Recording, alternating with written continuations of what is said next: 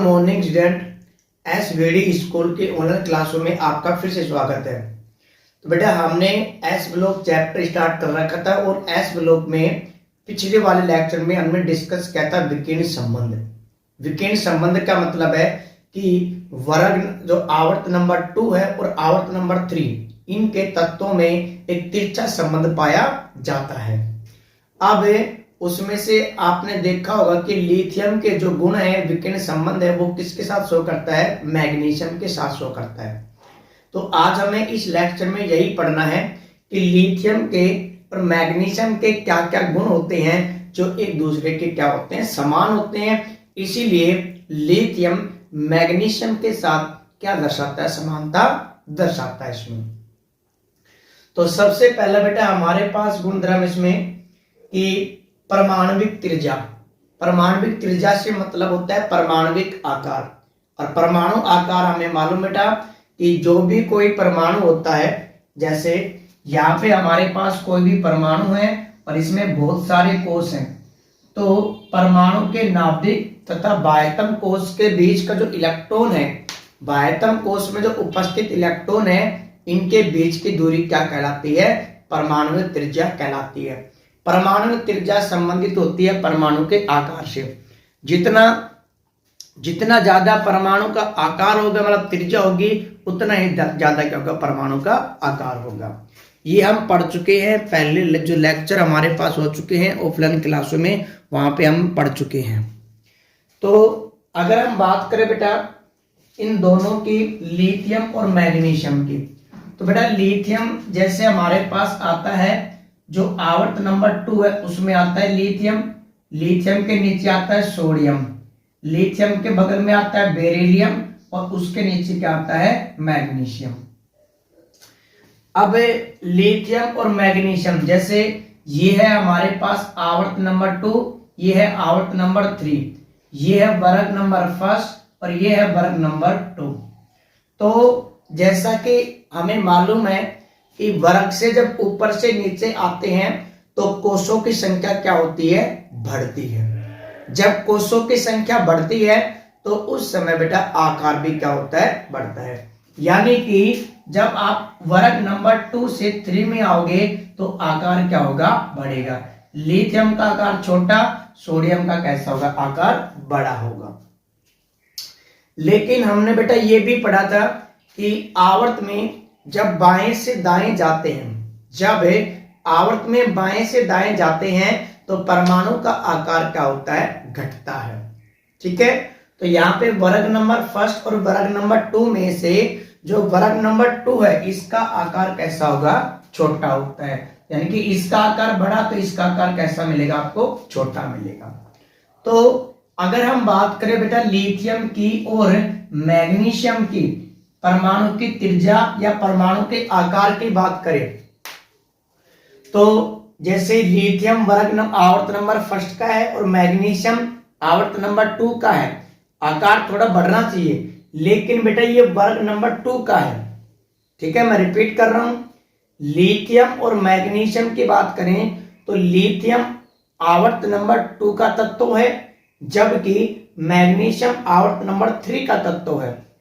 और वर्ग में ऊपर से नीचे आएंगे तो आकार बढ़ना चाहिए क्योंकि कोषों संख्या बढ़ती है। लेकिन इसी के साथ साथ मैग्नीशियम कौन से वर्ग का तत्व है, दूसरे वर्ग का तत्व है, और वर्ग में बाएं से दाएं जाने पर आकार क्या होता है, घटता है। यानी कि लिथियम और मैग्नीशियम के जो साइज है वो लगभग आपको कैसे मिलते हैं, बराबर मिलते हैं।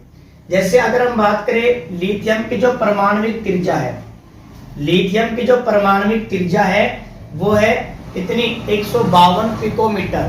कितनी है बेटा, यहाँ पे 152 पिकोमीटर। और जो मैग्नीशियम है उसकी जो परमाणुविक त्रिज्या है वो है 160 पिकोमीटर। सबसे पहले बेटा पिकोमीटर बहुत ही छोटी सी इकाई है, या बहुत ही छोटा सा अंतर है, ध्यान में, पिकोमीटर। ठीक है, तो यानी कि यहाँ पे 8 डिजिट का अंतर है, लेकिन जो हम लेंथ माप रहे बेटा वो पिकोमीटर में है, बहुत ही छोटी राशि होती है, ध्यान रखना। तो इनका जो आकार है वो लगभग कैसा, बराबर ही होता है, ज्यादा कोई अंतर नहीं मिलता इसमें। तो लिथियम का आकार 152 पिकोमीटर होता है, जबकि मैग्नीशियम की परमाणु त्रिज्या कितनी होती है? 160 पिकोमीटर होती है। अब हम बात करते हैं आयनिक त्रिज्या। बेटा आयनिक त्रिज्या हमने पढ़ा था कि कोई भी परमाणु जब इलेक्ट्रॉन त्यागता है या ग्रहण करता है तो ये बनाता है आयन, और आयन की त्रिज्या ही क्या कहलाती है? आयनिक त्रिज्या कहलाती है। जैसे हमारे पास बेटा अगर हम बात करें यहाँ पे लिथियम, तो लिथियम का परमाणु क्रमांक होता है 3। इसके नाभिक में 3 प्रोटॉन्स मिलेंगे, पहले कोष में 2 इलेक्ट्रॉन्स मिलेंगे और तीसरे कोष में मिलेगा, दूसरे कोष में मिलेगा 1 इलेक्ट्रॉन। जब लिथियम क्या करता है? 1 इलेक्ट्रॉन त्यागता है तो बेटा धनायन का निर्माण करेगा, और जब ये इलेक्ट्रॉन त्यागता है तो एक तो कोष खत्म हो गया पूरी तरह। पहले कितने प्रोटॉन थे? 3। अब इलेक्ट्रॉन कितने थे? 3। तो 3 प्रोटॉन कितने इलेक्ट्रॉन पे आकर्षण बल लगा रहे थे? पहले 3। लेकिन जब 1 इलेक्ट्रॉन निकल गया तो इलेक्ट्रॉन कितने बचे? 2। अब 3 प्रोटॉन मिलकर 2 इलेक्ट्रॉन पे क्या लगाएंगे? आकर्षण बल लगाएंगे। जब आकर्षण बल लगाएंगे तो कहने का मतलब है कि इलेक्ट्रॉन निकल जाने की वजह से एक तो कोष खत्म हो गया, दूसरी बात है नाभिक के आकर्षण बल का मान भी बढ़ गया। इसीलिए जो हमारे पास है इनका धनायन का आकार है वो क्या हो जाएगा? छोटा।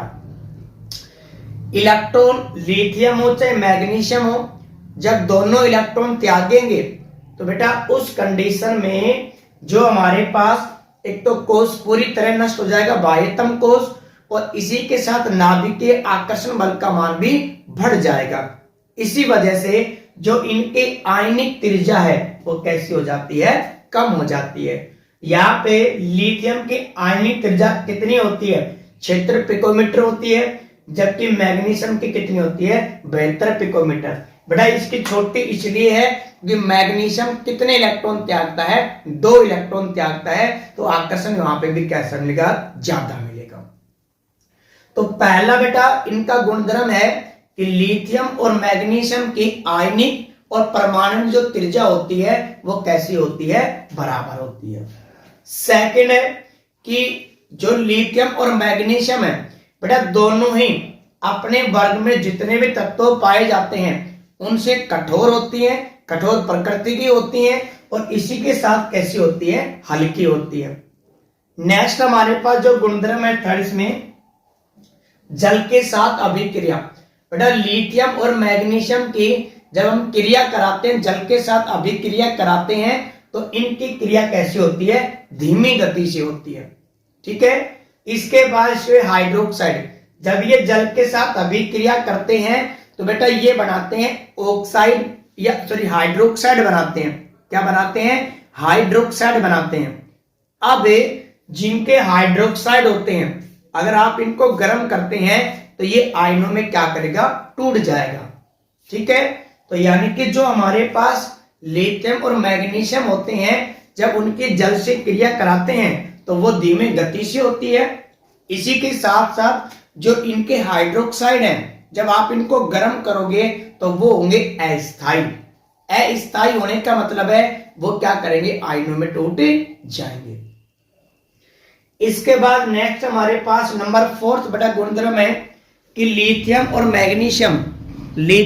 मैग्नीशियम दोनों अगर किससे क्रिया करते हैं? नाइट्रोजन के साथ क्रिया करते हैं तो बनाते हैं क्या? नाइट्रेट बनाते हैं। क्या बनाते हैं? नाइट्रेट। जैसे एग्जाम्पल की बात करें बेटा लिथियम, तो लिथियम वर्ग नंबर फर्स्ट का तत्व है, इसका ऑक्सीकरण अंक क्या होगा? +1 होगा।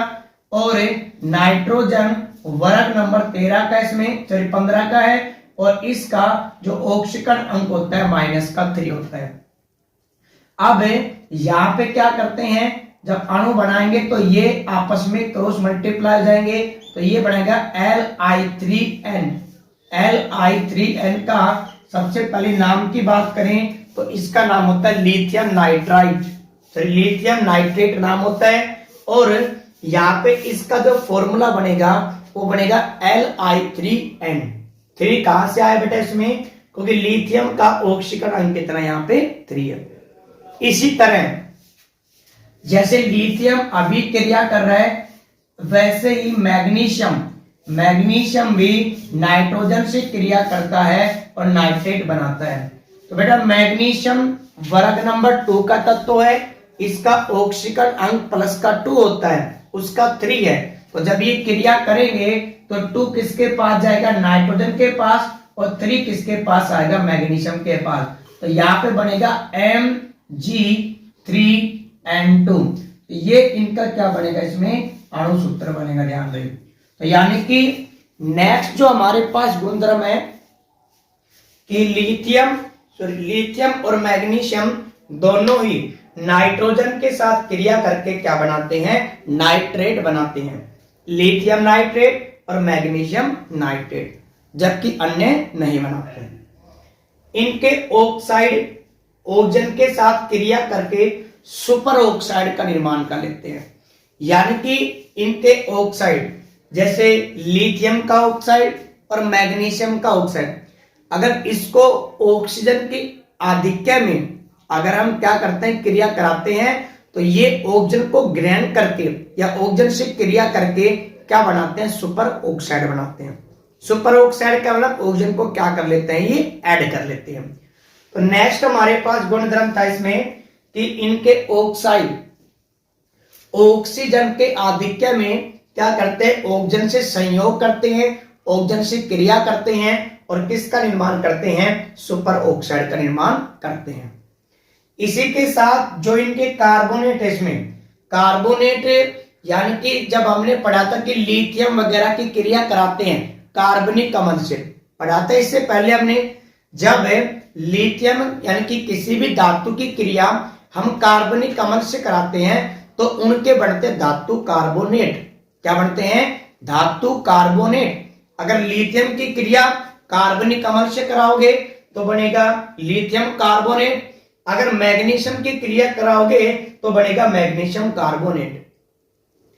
अब इन दोनों की विशेषता क्या है, इन दोनों की विशेषता ये है कि जब हम इन दोनों को गर्म करते हैं, जब इन दोनों कार्बोनेट को गर्म करते हैं तो बेटा ये टूट जाते हैं किसमें, धातु ऑक्साइड में प्लस में कार्बन डाइऑक्साइड में। ये हाइड्रोक्साइड फॉर्म नहीं करते हैं। ये क्या करते हैं, जब इनको गर्म करेंगे तो एक तो धातु ऑक्साइड में टूटेंगे और प्लस में कार्बन डाइऑक्साइड में। जैसे लिथियम कार्बोनेट है, अगर आपने इसको गर्म किया है तो लिथियम ऑक्साइड प्लस में क्या बनेगा, कार्बन डाइऑक्साइड। मैग्नीशियम कार्बोनेट को गर्म करोगे तो मैग्नीशियम ऑक्साइड प्लस में क्या बनेगा, कार्बन डाइऑक्साइड बनेगा। क्लियर है। जबकि अन्य जो धातु होते हैं वो क्या करते हैं, हाइड्रोक्साइड वगैरह मतलब ऑक्साइड या हाइड्रोक्साइड बनाते हैं, इसमें ध्यान रहे। अब इसके बाद बेटा जो लिथियम क्लोराइड और मैग्नीशियम क्लोराइड, ठीक है, ये क्या होते हैं, अगर हम बात करें इन दोनों की तो बेटा लिथियम और मैग्नीशियम इन दोनों का आकार कैसा होता है, छोटा होता है। और इससे पहले वाले लेक्चर में मैंने आपको बताया था, जैसे हमारे पास लिथियम है बेटा, लिथियम धनायन है और जो क्लोराइड है बेटा ये ऋणायन, इसका आकार बड़ा है। तो ये जो हमारे पास धनायन है ये क्या करता है, ये ऋण आयन के इलेक्ट्रॉन को अपनी तरफ आकर्षित करेगा। जब आकर्षित करेगा तो इसको क्या कर देता है, ध्रुवित कर देता है, मतलब एस की उसकी शेप में क्या कर देता है, चेंज कर देता है। और इलेक्ट्रॉन को अपनी तरफ आकर्षित करके जो बंध बनाता है वो बनाता है सहसंयोजक बंध। क्या बनाता है, सहसंयोजक बंध बनाता है। और सहसंयोजक बंध की वजह से दोनों, ध्यान रखना, दोनों के दोनों एथेनॉल, एथेनॉल क्या बेटा, जब हम ऑर्गेनिक केमिस्ट्री पढ़ेंगे तो उस समय मैं आपको बताऊंगा कि एथेनॉल क्या है, ठीक है। लेकिन इसका नाम आपने सुन रखा है, आपने 10th स्टैंडर्ड में आपने सुना होगा कि शराब का मुख्य घटक क्या होता है, एथेनॉल। जो मदिरा वगैरह होती है उसका मुख्य घटक क्या होता है, एथेनॉल। एथेनॉल में क्या होता है, घुलनशील होते हैं। रीजन क्या है, क्योंकि ये दोनों के दोनों जो इसके लवण बनेंगे, ध्यान रखना, वो सहसंयोजक प्रकृति के होते हैं, सहसंयोजक प्रकृति के हैं, इसीलिए वो किस में घुलेंगे, एथेनॉल में। अब इसी के साथ साथ जो हमारे पास लिथियम क्लोराइड और मैग्नीशियम क्लोराइड, ठीक है, इनका आकार छोटा है, इसीलिए ये क्या करते हैं, ये जल के द्वारा घेर लिए जाते हैं। जब जल के द्वारा घेर लिए जाते हैं तो ये जल के साथ क्रिया करके क्या बनाते हैं, ये हाइड्रेट क्रिस्टल बनाते हैं। यानी कि जैसे Al2Cl है, लिथियम क्लोराइड है, और इसके साथ दो जल के अणु क्या होते हैं, ऐड होते हैं। इसी तरह जो मैग्नीशियम क्लोराइड है MgCl2 है, ये भी क्या करता है, इसको भी जल के अणु घेर लेते हैं और ये 8 जल के अणुओं के साथ क्या होता है, क्रिस्टल के रूप में पाया जाता है।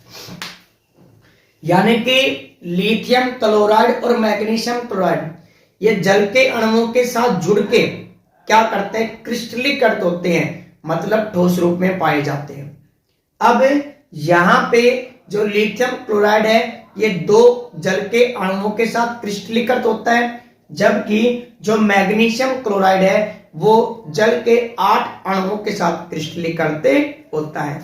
तो बेटा ये हमारे पास गुणधर्म था, एग्जाम में सीधे ही क्वेश्चन पुट अप कर दिया जाता है कि लिथियम व मैग्नीशियम के गुणों में समानता लिखिए। तो लिथियम मैग्नीशियम के गुणों में समानता क्या क्या है, तो पहला समान तो ये इसमें कि इनकी परमाणुविक त्रिज्या और आयनिक त्रिज्या कैसी होती है, बराबर होती है। क्लियर है। फिर हमने पढ़ा दोनों कठोर होती हैं और कैसी होती हैं, हल्की होती हैं। फिर हमने नेक्स्ट पढ़ा इसमें कि जल के साथ धीमे से क्रिया करती हैं और इनके हाइड्रोक्साइड जब ताप दोगे तो ये स्थायी नहीं हो रहते हैं, क्या करते हैं, विघटित हो जाते हैं या टूट जाते हैं। नेक्स्ट दोनों ही नाइट्रोजन के साथ क्रिया करके नाइट्रेट बनाते हैं, इसका फॉर्मूला होगा Li3n। मैग्नीशियम का फॉर्मूला होगा इसमें Mg3N2। इनके ऑक्साइड ऑक्सीजन के साथ क्रिया करके सुपर ऑक्साइड बनाते हैं, और इसे इनके जो कार्बोनेट होते हैं जब गर्म करते हैं तो ये क्या बनाते हैं, एक तो इनके ऑक्साइड बनाते हैं और प्लस में क्या बनाते हैं, कार्बन डाइऑक्साइड। ये हमारे पास गुणधर्म था किसका, लिथियम और मैग्नीशियम के बीच में समानता। इसमें नेक्स्ट हमारे पास इसमें कि बेरिलियम और जो एल्यूमिनियम है इनके बीच में विकिरण संबंध, या हम कह सकते हैं कि जो बेरिलियम है और जो एल्यूमिनियम है इनके गुणों में क्या क्या समानताएं होती हैं। तो बेटा फर्स्ट सेम वही बात इसमें कि जैसे हमने अभी अभी पढ़ा था कि जो हमारे पास लिथियम और मैग्नीशियम के गुण समान थे, उसमें पहला जो गुण धर्म था सेम हमारे पास यही है कि इनकी आयनिक जो त्रिज्या है, इनकी जो आयनिक जो त्रिज्या है, अगर आयनिक त्रिज्या की बात करें तो वो कितनी होती है, लगभग इसमें 31 पिकोमीटर होती है। लगभग दोनों में समान होती है 31 पिकोमीटर। अगर उसके बाद अगर हम इनके आवेश अपॉन त्रिज्या अनुपात को देखते हैं, यानी कि एल्यूमिनियम पे चार्ज और उसकी त्रिज्या और बेरिलियम पे चार्ज अपॉन जब त्रिज्या निकालते हैं उसका अनुपात निकालते हैं तो वो भी लगभग कैसा आता है, बराबर आता है। तो हम ये कह सकते हैं कि जो बेरिलियम है और जो हमारे पास एल्यूमिनियम है इनका त्रिज्या अनुपात, एक तो आवेश अपॉन त्रिज्या अनुपात और दूसरा हमारे पास है आयनिक त्रिज्या, वो लगभग कैसी होती है, बराबर होती है।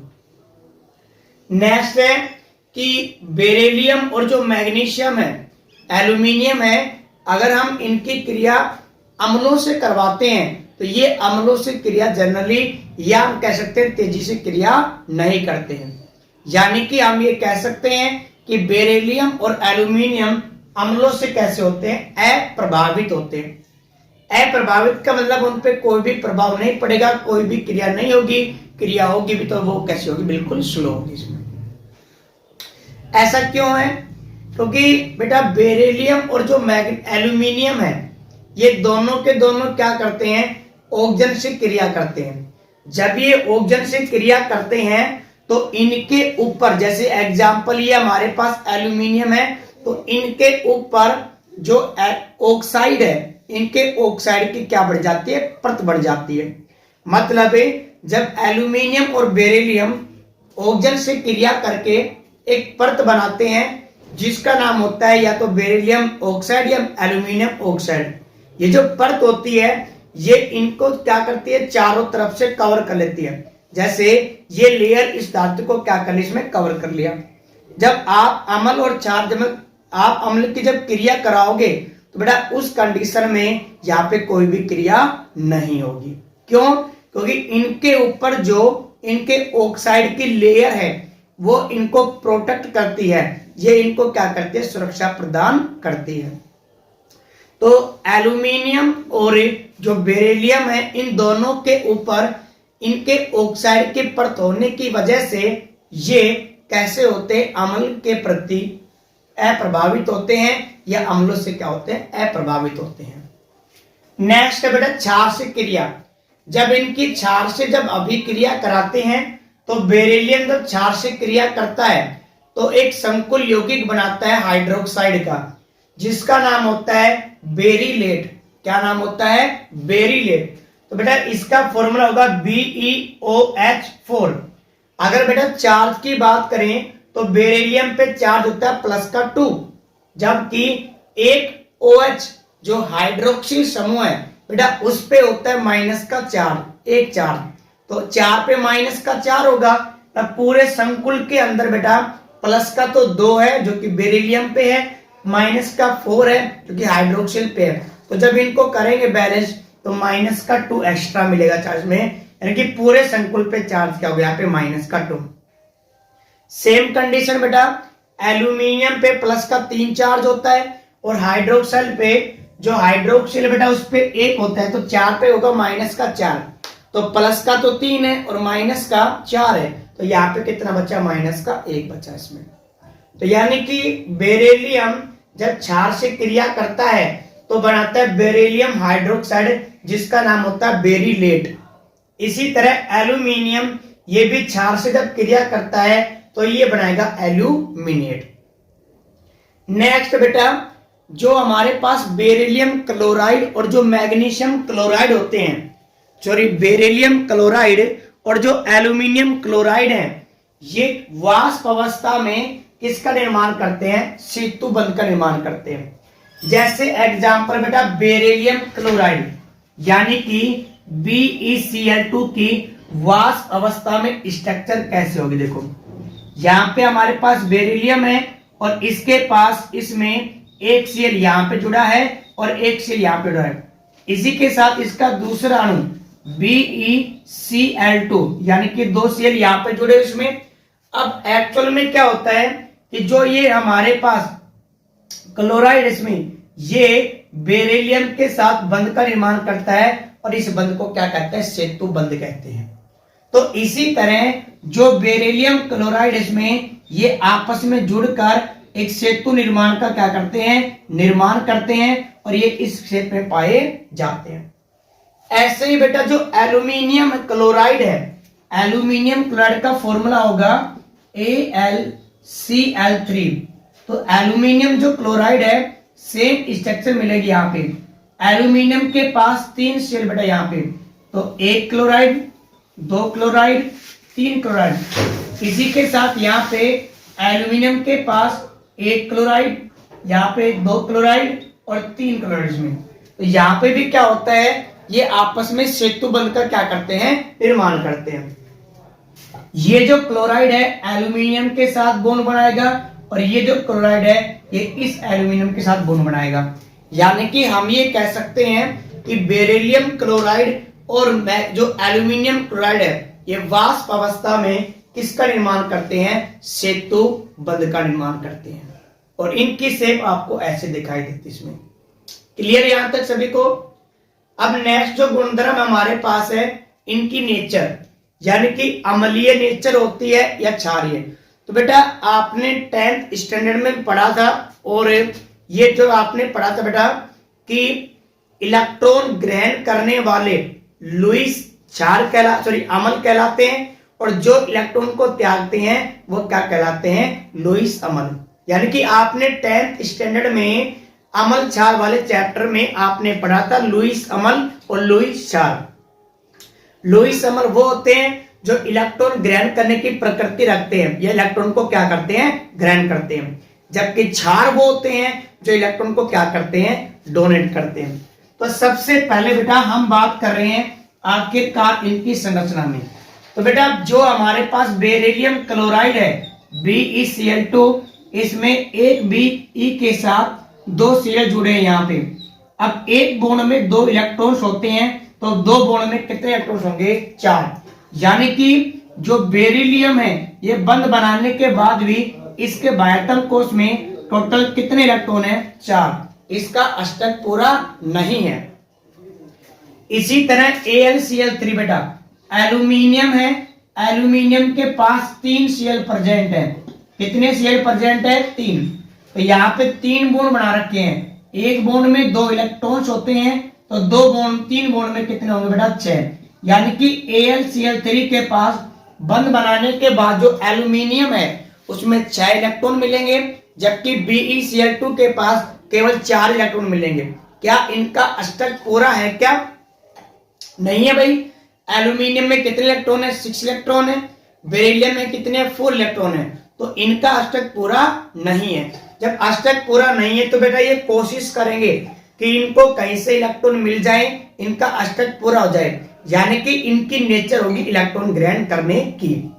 क्लियर है? और इसीलिए ये किसकी तरह काम करेंगे?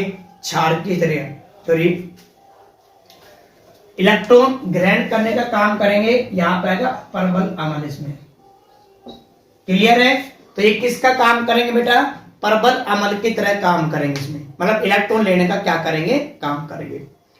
अब इनका यूज होता है अभिक्रियाओं में, जो आगे हम पढ़ेंगे ऑर्गेनिक रिएक्शन। जब आप 12th क्लास में जाओगे तो बेटा वहां पे आपको एक रिएक्शन मिलेगी जिसका नाम होता है फ्रीडेल क्राफ्ट अभिक्रिया। उसमें हम AlCl की क्या करते हैं? अभिक्रिया देखते हैं। क्लियर है? फिलहाल यहां तक आपको नाम याद रखना है। आपको 12th स्टैंडर्ड में जब आप जाओगे तो आपको वहां पे क्या मिलेगी? फ्रीडेल क्राफ्ट अभिक्रिया मिलेगी। अब इसके बाद ये है कि जो हमारे पास ये बेरिलियम और जो एल्यूमिनियम है ये फ्लोराइड के साथ क्रिया करके यौगिकों का निर्माण करते हैं। जैसे हमारे पास में BeF4-2 और AlF6-3 में, तो इन यौगिकों का क्या करते हैं? निर्माण करते हैं। तो ये हमारे पास गुणधर्म था किसका? इसमें बेरिलियम और एल्यूमिनियम का। क्लियर बेटा? तो नोट्स इसको प्रॉपर रूप से नोट करना। इसमें ये जो इनके नोट्स है मैं आपको बुक से सेंड करूंगा, क्योंकि डिट्टो आपको नोट करने हैं। ठीक है?